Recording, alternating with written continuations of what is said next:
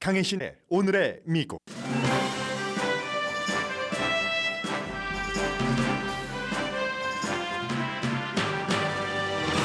세계 스카우트 잼버리를 유치 중인 한국이 적어도 158개국에서 나쁜 의미로 주목받고 있습니다. 한국 새만금에 온 약 4만 명의 청소년들이 오늘 모두 행사장을 떠납니다.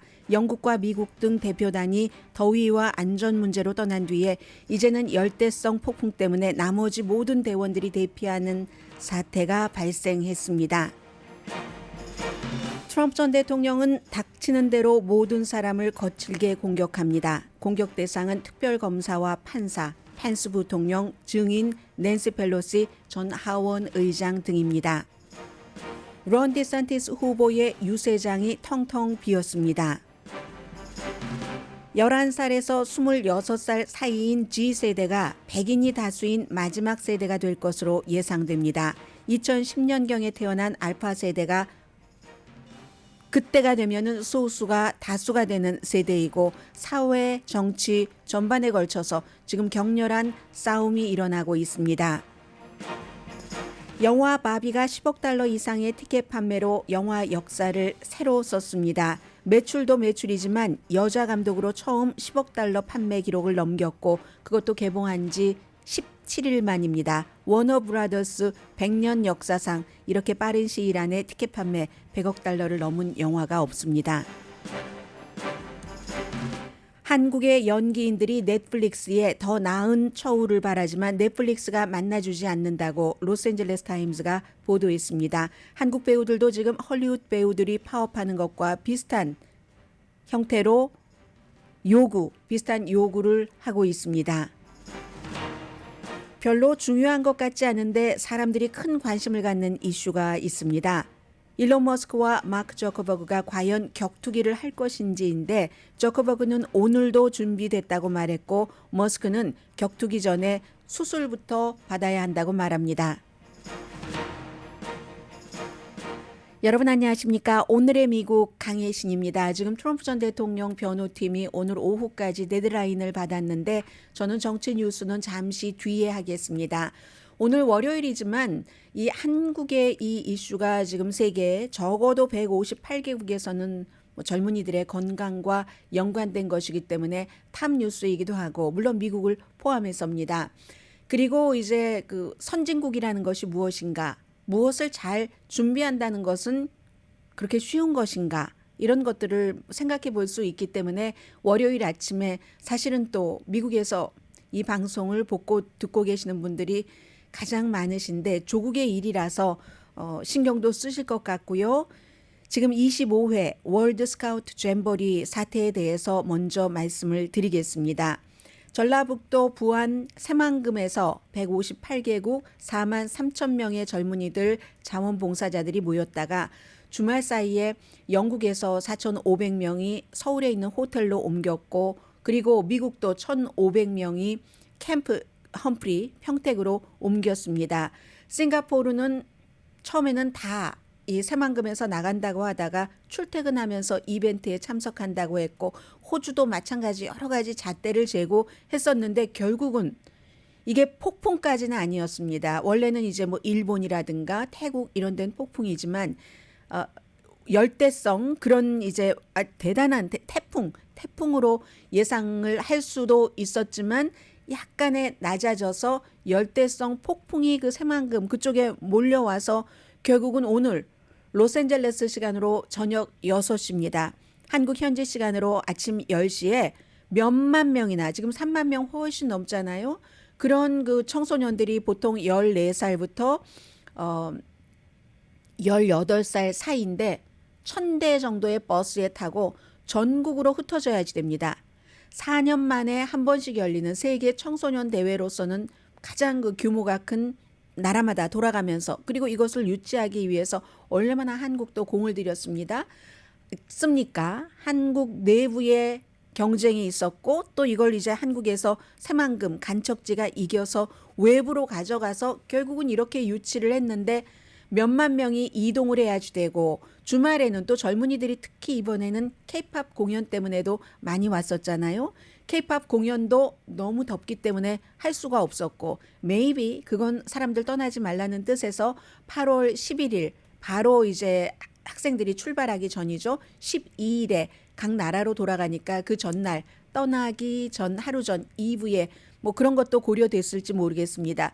그렇게 하고 이제 제대로 되는 일이 별로 없는 겁니다. 물론 그 사이에도 원래 그 스카웃이라는 게 다른 나라 문화도 다르고 또 그런 친구들도 만나고 여러 가지 모험도 하고 물론 자연이지만 이렇게 뻥 뚫린 자연인 경우는 별로 없기는 했어요. 일본에서 한번 이런 일이 있었고 그런데 이렇게 하기 위해서 온 그 청소년들이 다 흩어져야 되는 겁니다.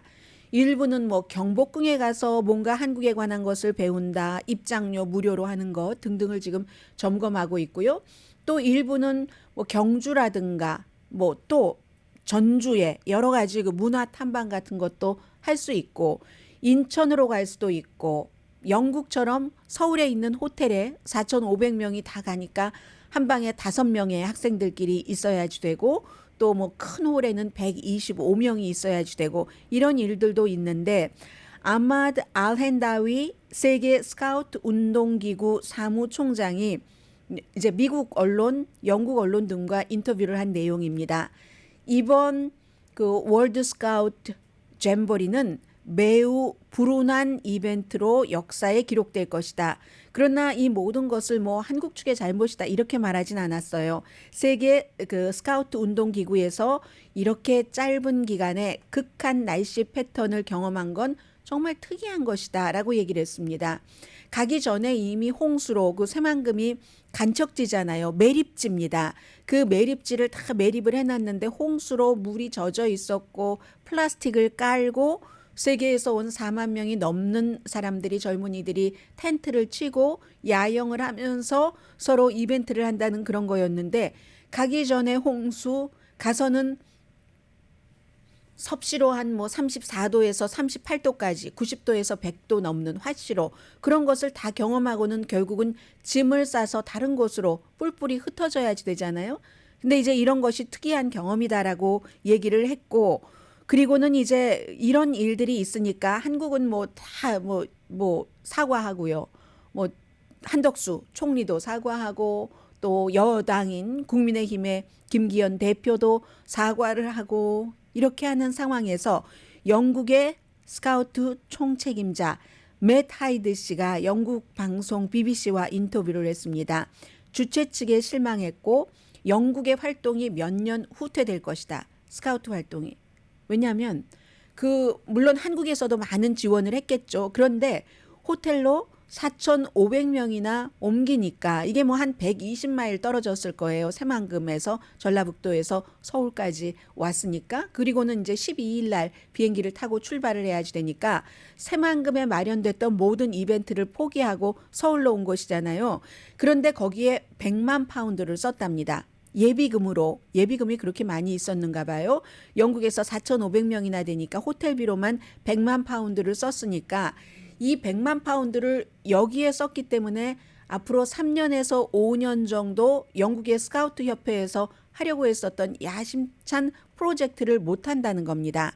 그래서 우리 그 차세대 미래의 뭔가를 그 길러내는 그런 프로그램이 3년에서 5년 늦어질 수 있다라고 얘기를 합니다. 그럼에도 불구하고 학생들의 건강 문제 때문에 덥기도 덥고 뭐 화장실이라든가 음식 같은 것 이 모든 것들이 안전하지 않다고 판단을 했기 때문에 철수를 한 거죠. 한국 정부가 더는 이 이벤트를 이어가기에 안전하지 않다. 이 장소가 손든 겁니다. 열대성 폭풍까지 몰려온다고 하니까 그래서 이제 3만 6천 명 정도가 오늘 떠나야지 됩니다. 행사장을. 먼저 떠난 몇천 명, 뭐 4,500명 영국에 1,500명 미국 하면은 6,000명에 또 싱가포르도 뭐 1,500명 왔다 갔다 한다고 했으니까 굉장히 많은 그런 학생들은 이미 떠났고요. 버스로 열대성 폭풍이 지나가지 않는 곳으로 이동을 할 겁니다. 그러면서도 이벤트는 이어진다. 지금 한국 그 스카우트 본부뿐만이 아니라 세계 스카우트 본부들도 다 책임이 있잖아요. 연대적인 책임. 그래서 무조건 한국 정부만을 100% 나무라지는 않습니다. 이벤트는 장소만 바뀌는 거지 이어진다. 자연재해 때문에 그렇다. 이런 내용을 강조를 했고요.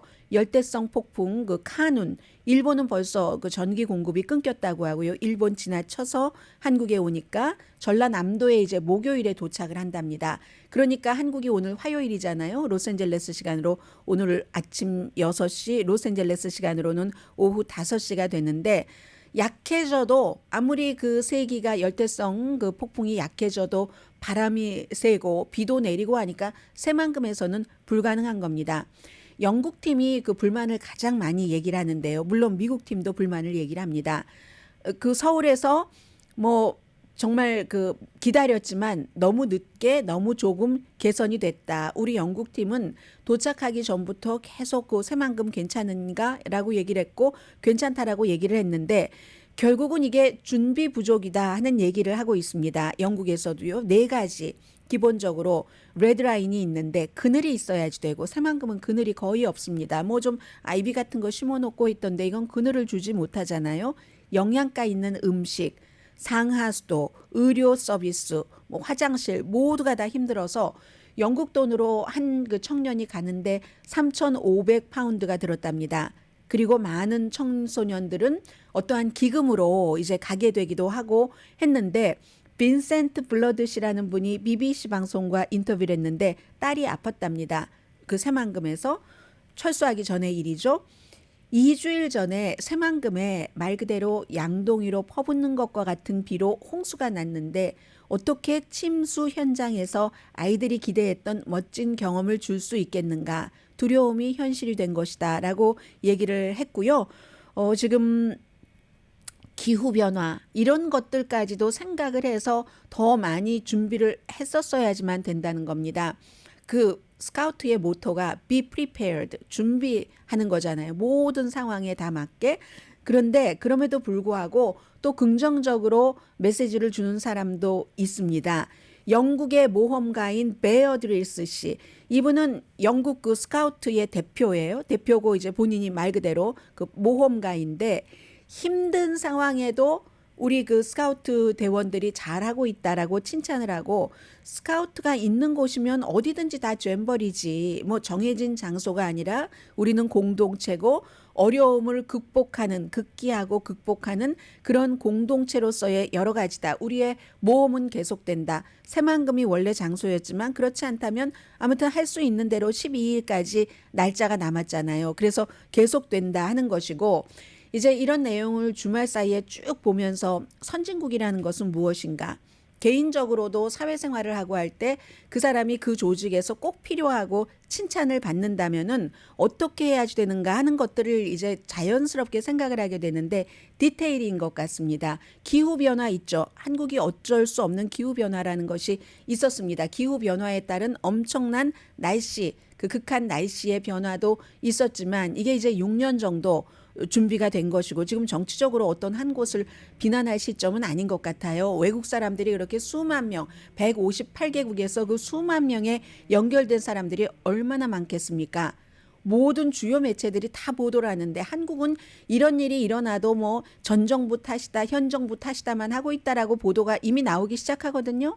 그게 얼마나 망신스러운 일이에요. 일단 손님들 떠나보내기 전까지는 8월 12일까지는 어떻게 하면 이 상황에서 조금이라도 더 그 손님들을 청소년들을 어려웠지만 우리는 정말 그 스카웃의 모험다운 새로운 그런 것을 경험을 했다 하는 쪽으로 갈 수 있도록 하는 게 맞는 것 같습니다. 대체로 모든 이런 그 이벤트, 국제적인 이벤트를 성공하는 나라와 성공하지 못하는 나라를 보면은 선진국과 선진국 아닌 것으로 갈릴 때가 상당히 많습니다.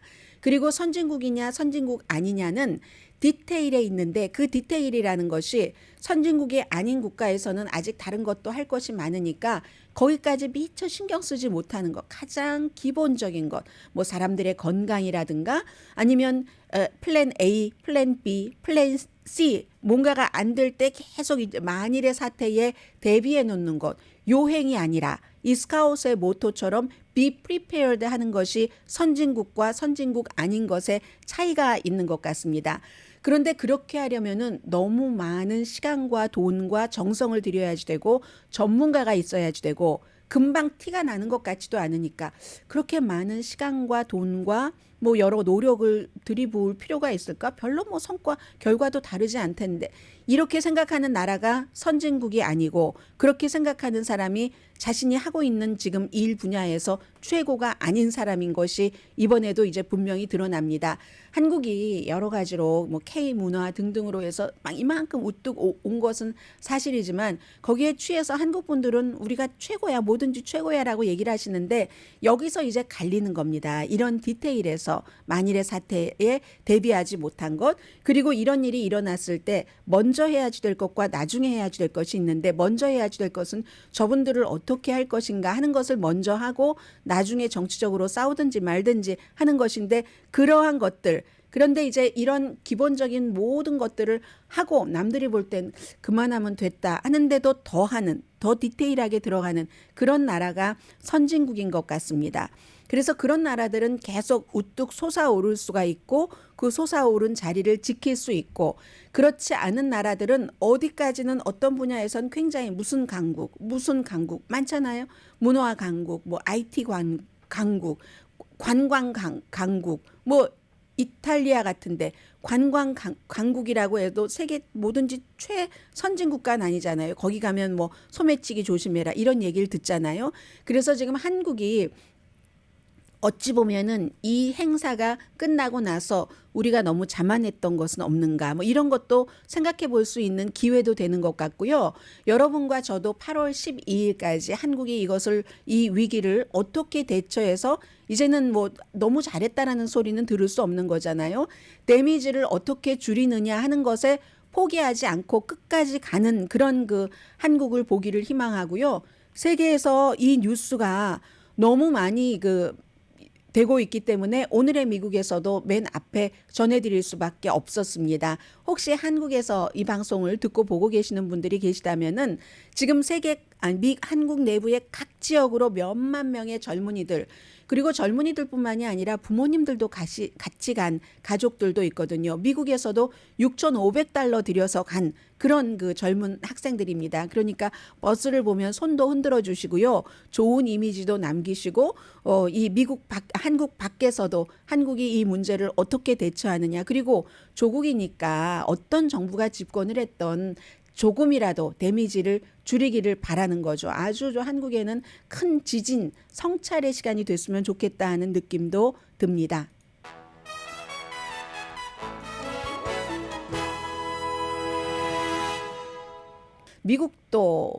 한국은 그러니까 한마디로 저런 디테일이 완전치가 않습니다. 6년이나 준비를 했는데도, 그러니까 최고의 선진국이라고 할 수는 없는 겁니다. 분명히. 그런데 미국은 최고의 선진국이긴 했어요. 그렇지만 지난 몇 년 사이에 미국도 굉장히 다른 나라로부터 존중받고 하는 것들이 떨어지고 있거든요. 미국은 정치가 후져지기 때문에. 그리고 그 정치가 후져지는 데는 사실은 백인들의 초조함도 있습니다. 잠시 뒤에 이 두 가지를 전해드립니다.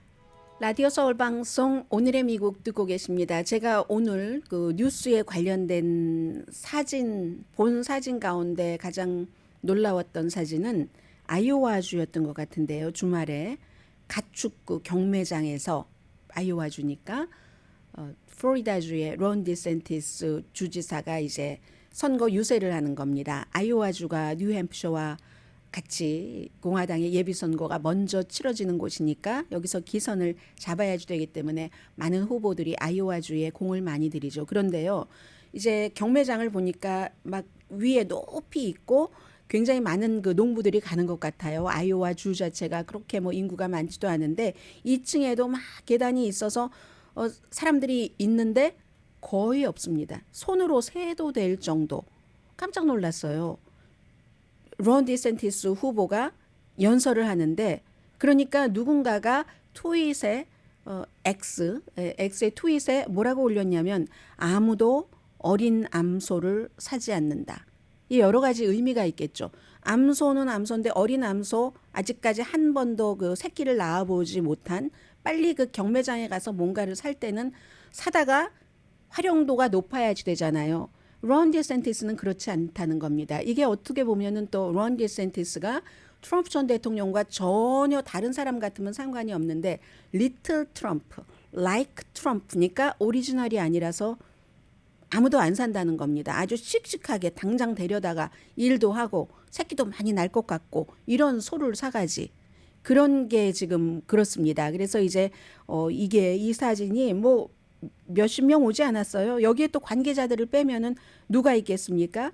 그래서 완전히 그 empty seat라고 표현을 하고 있는데 이 정도가 되면은 론 디센티스가 걱정을 해야지 될 때고 트럼프 전 대통령은 조금 위험해 보이기도 하다 할 정도로 마구잡이로 다들 때려 눕히려는 식으로 공격을 했거든요. 지난 주말에. 예를 들면 이제 이런 겁니다. 트럼프 전 대통령이 그 의사당 폭동 사건에 대해서 졌으면서도 선거에서 이겼다고 가짜로 주장을 하고 선거 결과를 뒤집으려고 한 것이 민주주의를 전복시키려고 하는 것이었다 해서 4개 혐의에 대해서 기소가 됐죠.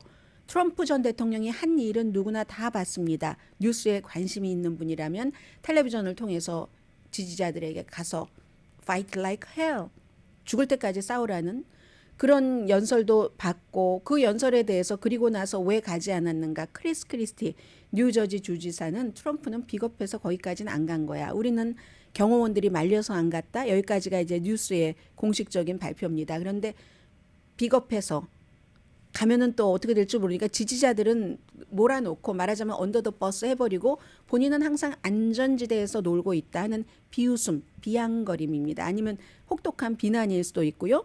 그래서 트럼프 전 대통령이 한 일은 모두 봤는데 그게 범죄냐 아니냐가 유죄냐 무죄냐를 판결하는 기준이 될 겁니다.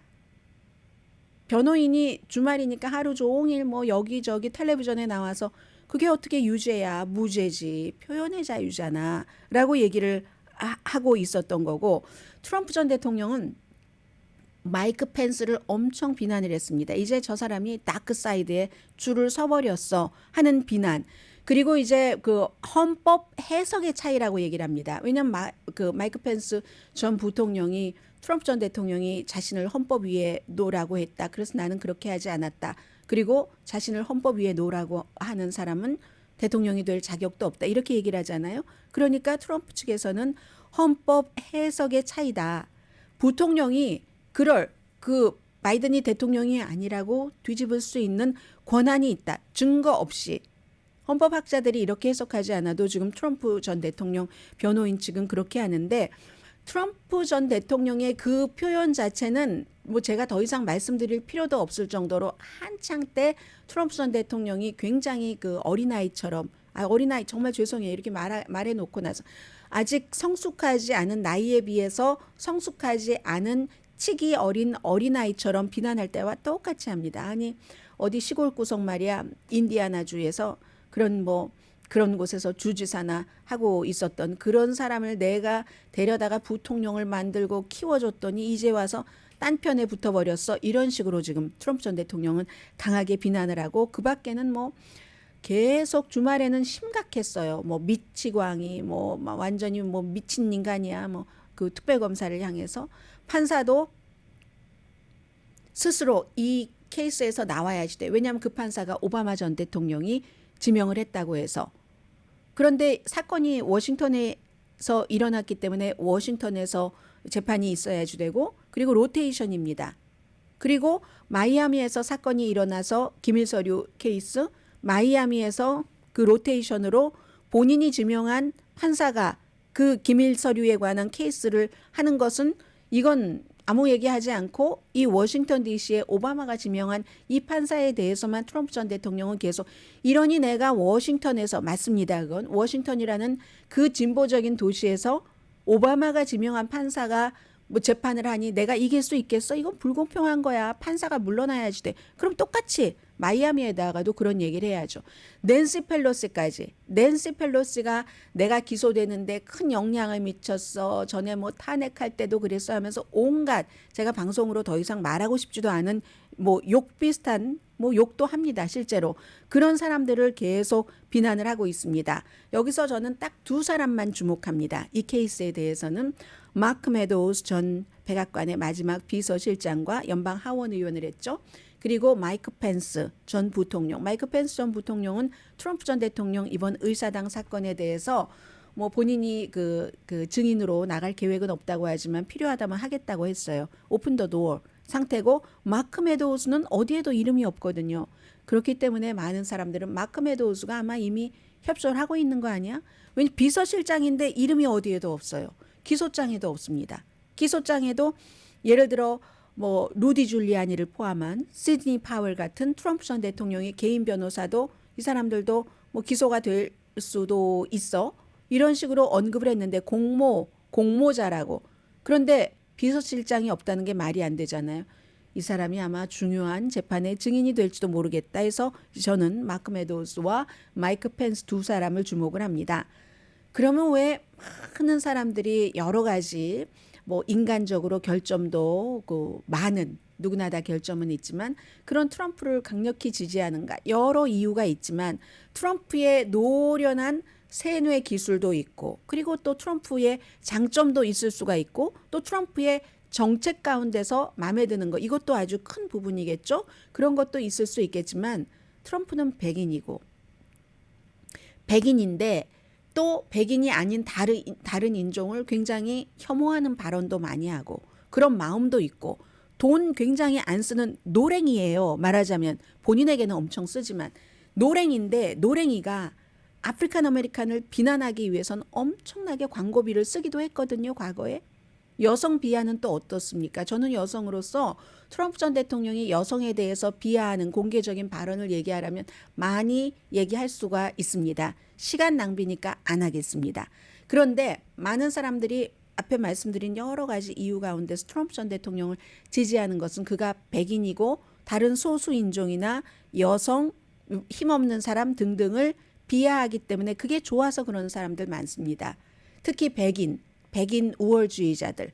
그럴 만도 한 게 백인이 누구나 다 내가 지금까지 누려왔었던 그냥 아무것도 안 해도 피부색이 하얗다는 이유만으로 특히 히스패닉계 백인이 아닌 경우는 훨씬 더하죠. 그런 이유로 이 사회에서 미국이라는 나라에서 너무나 오랜 동안 특권을 누려왔는데 그게 숫자가 역전이 돼서 내가 그 특권을 누리지 못하게 됐어. 그런데 앞으로 더 민주당 또 소수인종을 열심히 지원하는 후보 재수 없어. 트럼프가 맞아 하면서 트럼프를 지지하는 사람들도 많이 있는 겁니다.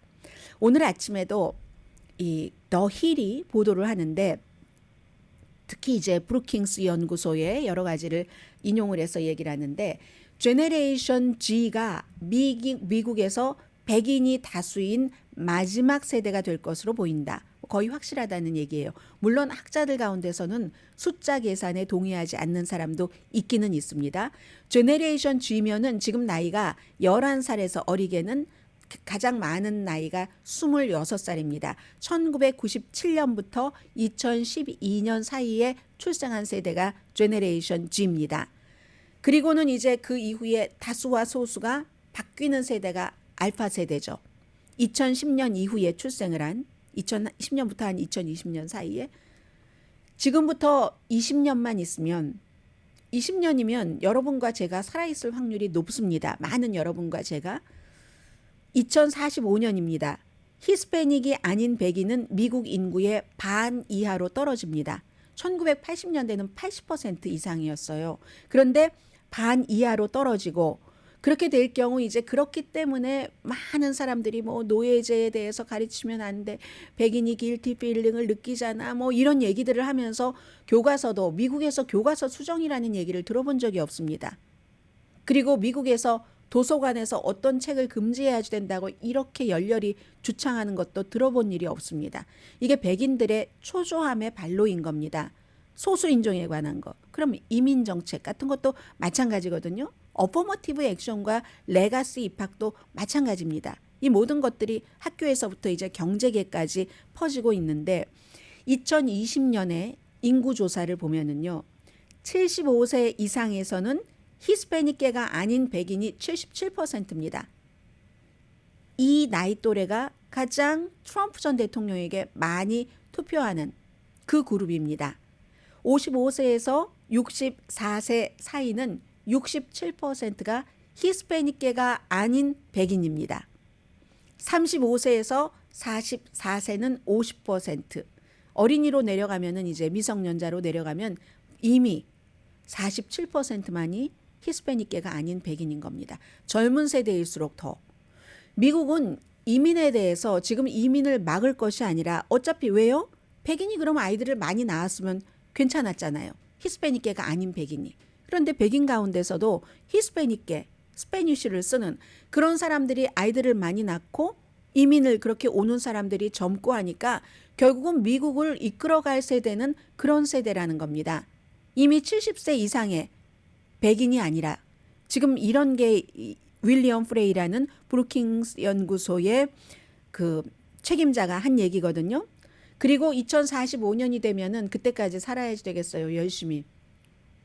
아주 건강하게. 당연히 살겠지만 하나의 단일 인종 그룹이 없어진답니다. 2045년이 되면. 그러니까 2045년이 되기까지 지금 한 20년 남았는데 그 전에 지금까지 너무 많은 그냥 백인이라는 이유만으로 그냥 막 그 머리카락 휘날리면서 남자고 여자고 누려왔던 많은 것들을 잃어야지 된다고 생각을 하니까 젊은 세대는 오히려 조금 생각이 개방적이니까 다를 수 있지만 나이 든 세대는 너무너무 이게 불편하고 불편한 진실일 수 있다고 느껴집니다. 2045년입니다. 그럼 어디가 딱 너무너무 많아 완전히 다수의 하는 그룹이 없어진다는 거거든요. 히스패닉 아닌 백인이 이제 나이 전체적으로 다 어린이들뿐만이 아니라 50% 이하가 될 테니까 아무튼 그렇게 해서 백인 우월주의자들이 너무너무 싫어하는 겁니다.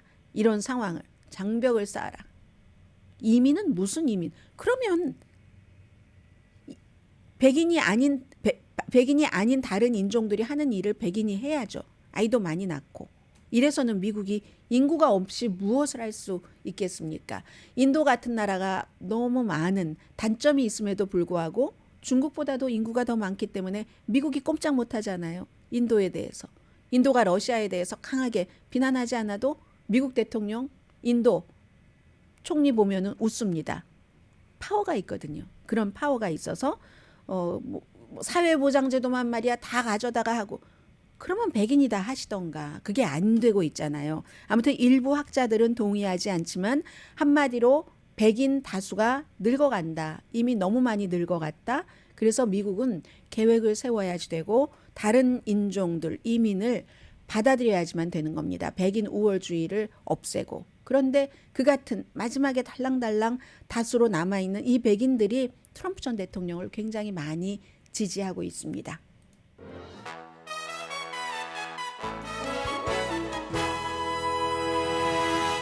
라디오 서울 방송 오늘의 미국 듣고 계십니다. 내일은 그 로스앤젤레스 공무원 노조가 하루 동안 그 파업을 한다고 하고요. 뭐 여러 분야에 걸쳐서 뭐 완전히 시청이 마비되기를 원하는 것과 같은 그런 그 파업이라고 얘기를 하고 그리고 오늘은 굿뉴스부터 전해드릴까요? 네, 굿뉴스부터 전해드리겠습니다. 워너브라더스가요 1923년도에 만들어진 영화사랍니다. 딱 올해로 100년이 됐어요. 워너브라더스 100년 역사상 이렇게 빨리 영화 티켓 값이 10억 달러를 넘어선 게 없었답니다. 그것도 한국 분들과는 잘 안 맞는 것 같아요. 한국에서도 뭐 그렇게 크게 히트했다고 하지 않고 바비라는 인형과 관련된 영화이기 때문에 물론 이렇게까지 된 데는 여러 가지 이유가 있겠죠. 이 바비가 7월 21일에 개봉을 해서 지금 17일 됐는데 10억 달러가 넘습니다. 북미에서 100만 천만 억 4억 5,900만 달러 그리고 세계 각 나라에서 역시 북미 지역이 많네요. 개봉관이 많은가 보네요. 5억 7,200만 달러 정도 여자 감독이 만든 영화잖아요. 그레타 거위그라는 여자 감독이 이 배분을 하는 그 배분업자들이 할 말이 없네. 할 말을 잃었네. 너무 좋아서. 그래서 이제 바빌리온이라고 부르는데 바비와 빌리온 해서 10억 해서 바빌리온이라고 불리고 있는데 전에는 중국계 여자 감독 지알링이 2021년도에 하이맘 이 영화도 거의 10억 달러 못 갔습니다. 8억 3,400만 달러 세계적으로 그렇게 갔거든요. 그런데 어떻게 이렇게 3주일 만에 이럴 수가 있는가? 그전에는 뭐 2017년도에 원더우먼 같은 뭐 패티 젠킨스 감독이 만든 그 영화도 뭐 굉장히 재밌고 뭐 아무튼 그래서 인기가 있었는데 이렇게까지 간 것은 일단 기본적으로 워너 브라더스에서는 분수령이라고 하죠. 이정표라고 합니다. 남자 감독 영화도 아닌데 이거 팬데믹 이후에는 10억 달러 넘는 영화가 그다지 많지 않습니다. 몇 개밖에 안 되고 팬데믹 이후뿐만이 아니라 지금까지 뭐 한 50개 플러스 마이너스 정도밖에 안 되거든요. 10억 달러 이상 된 그런 영화가 미국의 영화사에서 티켓 값이. 이건 또 뭘 말하냐면 감독만 여자인 게 아니라 바비가 완전 핑크잖아요. 핑크. 이 여자 주인공도 영화에서 뭐 에이시안 하면은 티피컬하게 나오는 게 있었고 아프리칸 아메리칸도 티피컬하게 나오는 게 있었고 그 그리고 또 뭐 아프리칸 아메리칸과 백인과 키스가 허용되지 않았던 게 너무너무 오랜 동안이었습니다.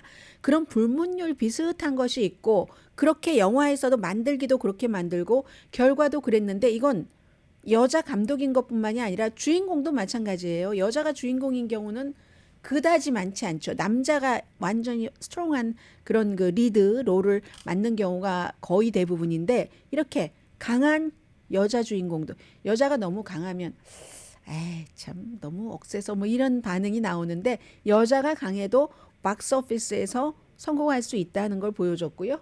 그런데 여러분들 생각해 보세요. 아니 심지어 하도 이렇게 많이 얘기를 하니까 저조차도 절대로 제 취향의 영화는 아니거든요. 그런데도 한번 사람들이 이렇게 많이 가는데 한번 가볼까라고 제가 뉴스 준비하면서 생각을 했었습니다. 그러다가 저는 마음을 고쳐 먹었거든요. 지금 50-50예요. 완전히 고쳐 먹은 건 아니고. 근데 이 영화가 나오기 전에 마케팅을 얼마나 많이 했어요? 세계 각 도시에 제가 가는 곳곳마다 이 핑크 여성들이 핑크 옷 등등 빌보드마다 다 없었던 곳이 없었던 것 같아요. 그 정도로 일단 10억 달러 이 티켓 판매를 올리기는 했지만 현대는 마케팅입니다. 마케팅을 엄청 많이 한 거죠.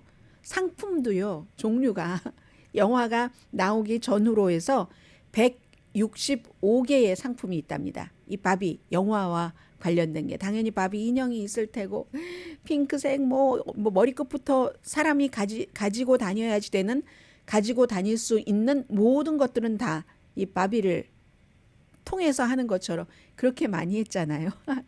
그러니까 마케팅도 대단하게 마케팅도 제대로 해서 이 정도 되면은 할 만한 거죠. 자, 그런 일이 있고요. 잠시 뒤에 뵙겠습니다.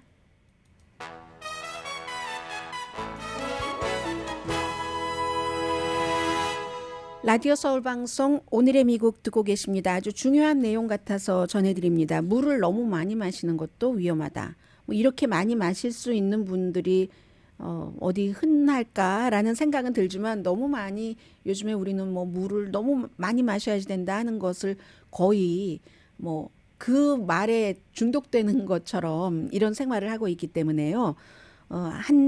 오늘 CBS 방송이든가요? 여기가 어딘가? 네, CBS 뉴스에 인터뷰를 했는데 서머스라는 곳에 살고 있는 한 사람이 휴가 중에 가족과 같이 휴가를 지내다가 너무 많은 양의 물을 너무 빨리 마셔서 결국은 숨졌습니다. 숨졌는데 이렇게 될 때는 우리가 보통 물을 너무 많이 마시면 소금기를 너무 낮추잖아요. 나트륨 수치를. 그리고 무슨 뭐 전해질의 균형을 깨뜨린다. 이 밖에도 여러 가지 의학적인 뭔가가 있지 않겠어요? 그런 일들이 있을 때 의사가 CBS 뉴스에 얘기하는 거 보니까 그러면 이제 뇌세포와 신체의 다른 세포들이 막 부풀어 오른답니다. 이게 뭐 세포로도 막 들어가고 하는가 봐요. 해서 나트륨 자체가 혈압을 유지하고 나트륨도 그 여러 가지 나트륨의 역할이 있기 때문에 신체 안에서 꼭 필요한데 그렇게 되니까 그렇다는 거고요. 그래서 특히 이제 막 심한 지구력 운동 같은 것을 하신 뒤에 술을 마신다던가 아니면 뭐 또 더군다나 원래 신장이 조금 약하셨던 분들 이런 분들은 많은 양의 물을 너무 빨리 마시면은 굉장히 위험하답니다. 이 사람도 20분 안에 4병의 물을 마시고 숨졌다는 얘기거든요. 그래서 이제 아무튼 그런 발작까지 물 중독이라고 의학적으로는 표현을 한답니다. 물론 많은 분들이 뭐 20분 안에 물 4병을 어떻게 마실 수 있는 분들이 흔치는 않기 때문에 걱정을 하실 일은 아니지만 그냥 갈증이 나면 물을 마시라고 하잖아요. 음식을 짜게 드시는 분들은 물을 많이 드실 거고 그렇지 않으면 저는 하루에 물을 거의 안 마시는데 여기서 가끔 마시는 것 같은 것은 미리 이제 좀 뭔가 준비를 하는 그런 태도고 저는 거의 안 마셔서 문제이긴 하지만 너무 많이 마시는 것도 이제 그 안 좋다. 그리고 갈증이 막 날 때까지 기다리는 것도 안 좋다고 합니다. 그 갈증 자체도 나중에는 이제 탈수로 연결될 수도 있고 하기 때문에 너무 심하게 갈증 나기 전에 마시는데 그 대신에 너무 심각하게 물 마시는 게 좋아, 피부에 좋아 하면서 막 옆에다가 두고 계속 습관처럼 마시는 분들 계시잖아요. 어떤 분께는 그게 맞을 수 있으나 어떤 분께는 맞지 않는다. 이런 얘기들 많이 하시고 그리고 이제 야채라든가 스낵으로 우리가 무슨 오이에 저는 물이 많은 것 같아요. 제가 물을 그다지 많이 안 마시기 때문에 어디에 물이 많은가 하는 것을 확실히 알 수가 있거든요. 오이는 정말로 수분이 많고도 크기가 작은데도 오이라는 것이 그런데도 그 농축도가 센 것 같아요. 다른 그 야채보다 그런 게 있는 것 같습니다. 우리가 좀 스스로를 임상 그 체험을 하면서 물이라고 무조건 많이 드시는 건 좋지 않다 하는 말씀을 드리고요. 그리고 이제 이 말씀을 드리겠습니다. 뭐 주말 사이에 일론 머스크와 마크 저커버그가 뭐 본인의 트위터 X에 또 본인의 마크 저커버그의 thread에 서로 왔다 갔다 하는데 뭐라고 얘기했냐면 52살과 39살 이 두 사람이 격투기 얘기는 제일 먼저 일론 머스크가 6월 달에 했잖아요. 그리고 7월 달에 아니 트위터에 딱 그 트위터를 싹 카피를 해서 마크 저커버그가 threads라는 것을 만들어서 아주 승승장구를 했어요.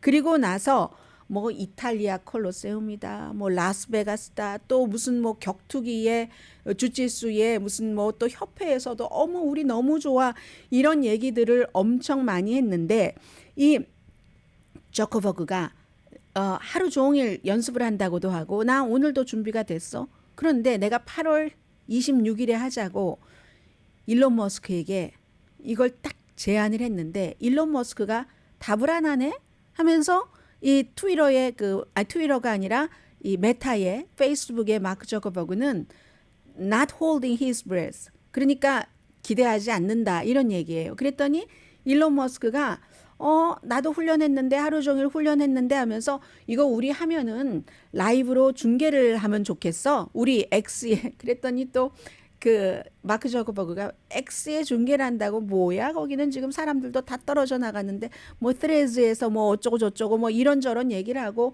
아직 하지도 않을 거면서 마크 저커버그는 거기서 생기는 수익은 전부 제양군인회에 우리가 그 줄 거야 뭐 이런 얘기를 하고 사람들이 또 왜 안 해 하고 물어보기도 해요. 그 일론 머스크가 1억 5,200만 명의 팔로워를 갖고 있는 사람입니다. 사람들이 아니 근데 그거 격투기 주짓수 같은 거 왜 하지? 또 마크 저거보는 원래 그런 거 한다며 뭐 왜 하지? 하니까 원래 남자는 전쟁을 좋아한다. 이게 문명화된 전쟁이야. 이런 얘기도 하는데 그러면서 싸우기 전에 근데 내가 말이야 그 목과 허리 그 수술부터 해야지 될 것 같아. 그 일론 머스크의 얘기입니다. 그리고 단기전이라면 내가 이기고 장기전이라면 그 저커버그가 이길 수 있을 것 같아. 왜냐하면 저커버그는 지구력이 있고 나는 몸무게가 아주 대단하잖아. 300파운드 정도는 된다고 하잖아요. 이렇게 얘기들을 합니다. 시작은 모르겠지만 지금은 서로 자신들의 회사 홍보하는 것 같아요. 일론 머스크든 마크 저커버그든. 강혜신이었습니다.